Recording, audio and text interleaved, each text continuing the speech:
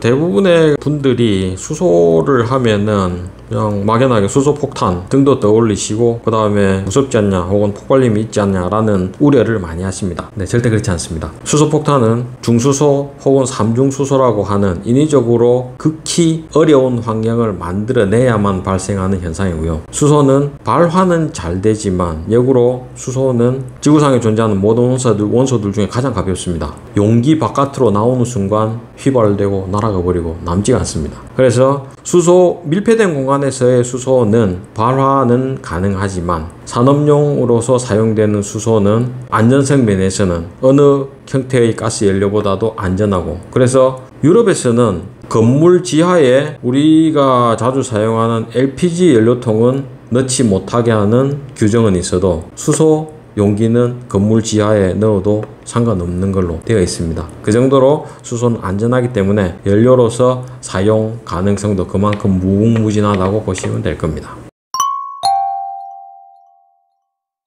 선박이라고 하는 운송수단이 물 위에서, 강이든 바다든 물 위에서 움직이느냐에 대해서는 아주 오랜 역사를 거치면서 변화가 이루어져 왔습니다. 아주 원시시대에는 당연히 사람의 인력을 이용을 해서 배가 움직여지는 시대가 있었고요. 그 다음에 인류 사회에 에너지라는 게 등장하기 시작하면서 그 인력을 대체했다는 건 잘 알고 계시죠. 그래서 그 에너지의 형태에 따라서 선박도 많은 변화를 가져왔습니다. 가장 초창기에 에너지를 이용하는 선박은 석탄을 떼는 선박이었죠. 그래서 석탄을 떼서 주로 전기기관입니다. 그래서 전기가 발생되는 과정을 통해서 그 전기의 힘을 이용해서 선박을 추진시키는 게 전기선 혹은 석탄 시대의 선박이었고, 조금 역사적으로 연결을 시켜보면은 전기선이 선박의 시장에서 뒤로 물러나게 된 계기는 사실은 1차 대전이었습니다. 영국의 처칠이 보다 빠른 군함을 원했었고, 그래서 석탄을 떼면서 빠른 추진력을, 선박의 빠른 추진을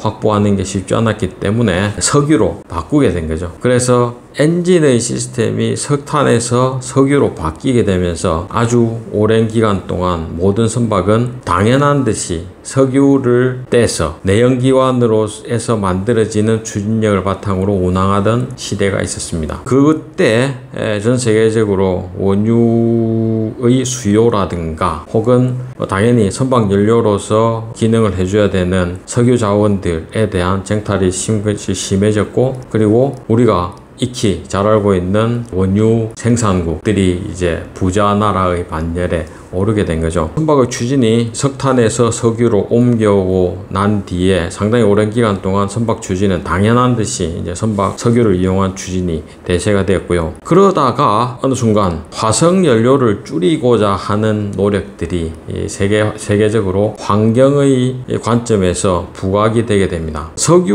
선박이 추진력을 얻기 위해서는 엔진을 가동을 해야 되는데, 당연히 이제 엔진에 에너지가, 연료가 공급이 되는 거죠. 기존에 사용하던 중유 혹은 벙커CU라고 부르는 중유 계열의 석유를 사용을 하다가 이것이 이제 가스 엔진으로 바뀌게 됩니다. 가스류를 사용한 엔진으로 바뀌게 된 게 친환경 선박의 등장이라고 볼 수 있는 거고요. 그래서 그때까지는 친환경이라고 하는 것은 선박을 추진하는 과정에 석유를 연소시키는 과정에 자연스럽게 발생하는 질소산화물, 황산화물이 대세였고, 그것들을 줄이면 된다고 하는 게 가장 기본적인 생각이었습니다. 그래서 질소산화물, 황산화물을 줄이기 위해서 가스 형태의 연료를 선박 추진에 채용하게 되었는데, 세계적으로 환경에 대한 관리 혹은 환경에 대한 걱정들이 더 심해지면서 이제는 황산화물, 질소산화물 관리보다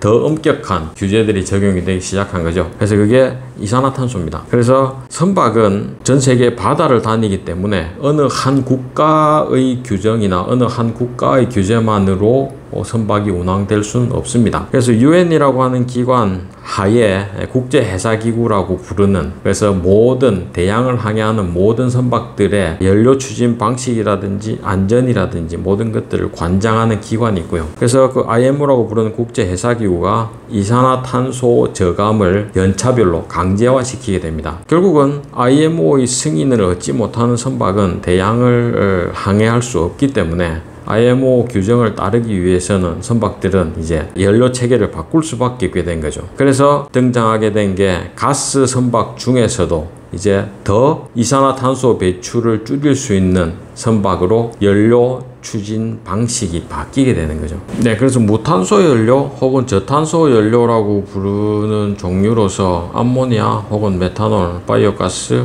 수소 등이 있습니다. 근데 이 각각의 연료들이 배출하는 이산화탄소의 양은 사실 조금씩 다 다르긴 하지만 전체적으로는 수소가 가장 무탄소에 가까운 연료라고 이야기되고 있습니다. 그래서 그것 때문에 전 세계 선박 혹은 해운 시장에서의 친환경 이슈 때문에 수소 선박 혹은 무탄소 연료 선박이 각광을 받게 된 게 이제 요즘의 상황인 거고요. 수소 선박은 크게 두 가지로 이야기를 드릴 수 있을 것 같고요. 그 첫 번째는 수소를 연료로 사용하는 선박을 수소 선박이라고 부릅니다. 그 다음 또 한 종류는 에너지로서의 수소를 운송하는 선박도 수소 선박입니다. 그래서 원유를 운반하는 선박 혹은 액화천연가스, LNG를 운송하는 선박이 있었듯이 어디선가 수소가 싸게 생산이 되면 그 수소를 소비지로 이송시켜주는, 운반해주는 선박이 필요하게 되는 거죠. 그 선박도 수소 선박의 한 가지로 부를 수가 있습니다. 다시 말씀드리면 수소를 에너지로 사용하는 선박, 수소 추진선, 그리고 에너지로서의 수소를 운반하는 수소 운송선이 있을 수 있습니다. 수소 추진선은 또 한 단계 더 들어가서 두 가지로 나눌 수가 있습니다. 수소를 지금 육상에 수소차가 많이 다니고 있는 건 아시죠? 그래서 수소차가 육상에서 운항하는 원리랑 똑같습니다. 수소를 연료로 쓰고 그 수소를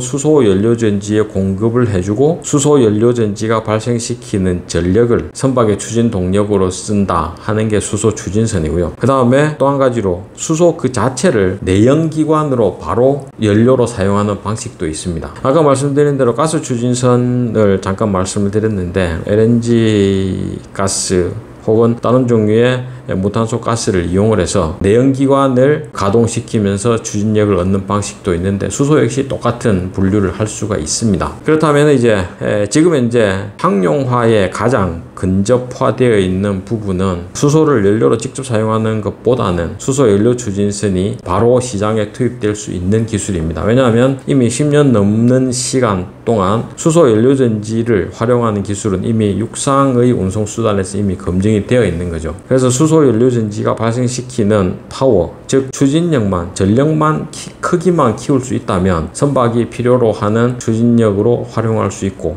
그것 때문에 수소 추진선이 이제 머지않아 대양 항해에 등장할 것 같습니다. 근데 그렇게 되려면은 가장 중요한 것은 오랜 기간 동안 항해를 하는데 충분히 수소 연료전지에 연료를 공급해 줄 수 있는 역량이, 기능이 있어야 되겠죠. 그래서 수소 연료를 얼마나 많이 저장할 수 있느냐가 하나의 기술적인 허들이 될 수가 있습니다. 그러면 가스를 저장하는 방식이 여러 가지가 있는데 수소는 아시겠지만 영하 253도가 되면 액체가 됩니다. 그러면 기체 상태의 수소 대비 부피가 800분의 1로 줄어들기 때문에 아주 저장 효율이 좋아지는 거죠. 그래서 연료 탱크로서의 수소 연료 탱크는 액화수소를 저장하는 방식으로 가는 것이 선박의 연료 탱크로서의 가장 효율적으로 기능할 수가 있습니다. 그래서 액화수소 연료 탱크를 탑재를 하고 그 다음에 추진력을 대량으로 발생시킬 수 있는 연료전지가 탑재가 된다면 대양 항해가 가능한 수소 추진 선박을 완성시킬 수가 있습니다. 그럼 여기에서 이제 또 하나 기술적으로 해결해야 되는 부분이 엄청난 양의 액화수소를 영하 253도로 담아둘 수 있는 연료 탱크 제작 기술이 문제인 거죠. 영하 영하 253도의 액체를 담고 있으면 자연현상 때문에 당연히 기화가 생기게 되는 거죠. 그래서 얼마나 기화를 잘 관리할 수 있을지, 혹은 기화되는 가스를 얼마나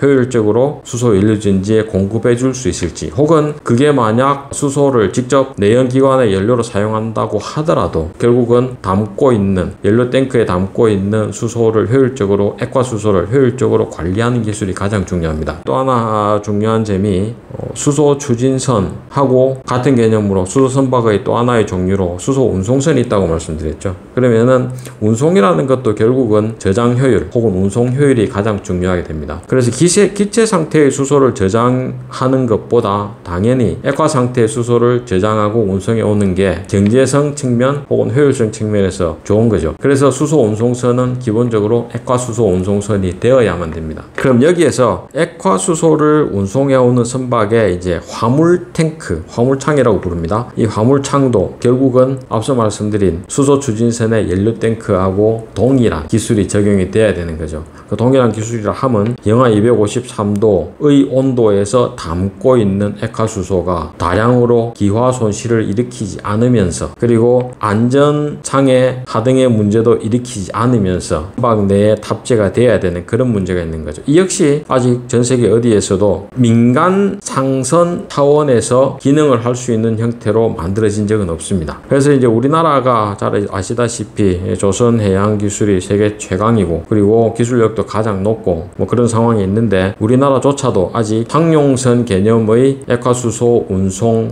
방식이라든지 혹은 수소 연료전지 추진의 연료 탱크라든지 하는 것이 나와 있지 못합니다. 다행스럽게도 최근 3-4년 전이었죠. 우리나라가 국가에너지 정책을 수소 로드맵이라는 걸 통해서 수소 에너지로 전환하겠다는 정책이 있었고, 거기에 맞추어서 외국에서 싼 가격으로 생산이 되는 수소를 효율적으로 우리나라에 들고 들어오기 위한 방안으로 액화수소 운송선 기술 개발이 착수가 되었습니다. 기술적으로 가장 먼저 해결해야 되는 부분은 액화수소를 대량 저장할 수 있는 대용량 화물창 혹은 대용량 연료 탱크 개발이 가장 급한 기술인 거고요. 수소 선박 차원에서는 액화수소를 저장할 수 있는 기술이 가장 급하게 해결해야 되는 부분이고, 우리나라에서는 액화수소를 핸들링하는 기술이 조선해양에서는 초격차 기술에 분류가 되어 있습니다. 전 세계에서 수소 선박이 아직까지 대양을 항해한 적이 없는 이 상황에 조선해양 최고 기술을 가지고 있는 우리나라 브랜드로 수소 선박을 완성시키고 대양에 띄우겠다고 하는 것이 국가적 어젠다이기도 하고, 그리고 조선해양에 몸을 담고 있는 여러 관련 전문가들이 이제 해결해야 되는 몫인 거죠.